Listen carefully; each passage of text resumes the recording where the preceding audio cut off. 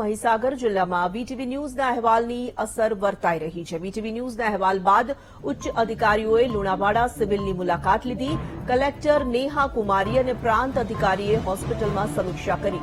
દર્દીઓની સારવારને લઈને ડોક્ટરો સાથે ચર્ચા કરવામાં આવી। અધિકારીઓએ નવી બિલ્ડિંગ તાત્કાલિક સુપ્રત કરવા માટે આદેશ કર્યો છે। જિલ્લા સિવિલ હોસ્પિટલની કમિટી બનાવી દરરોજ મોનિટરિંગ કરવા પણ આદેશ કરવામાં આવ્યો છે। સંવાદદાતા વિશાલ જોડાઈ ચૂક્યા છે ફોન લાઈન પર। વિશાલ, મહીસાગર જિલ્લામાં જે હોસ્પિટલનો મુદ્દો હતો, વીટીવી ન્યૂઝ પર અહેવાલ પ્રસારિત કરવામાં આવ્યો અને આખરે તેની અસર વર્તાઈ રહી છે।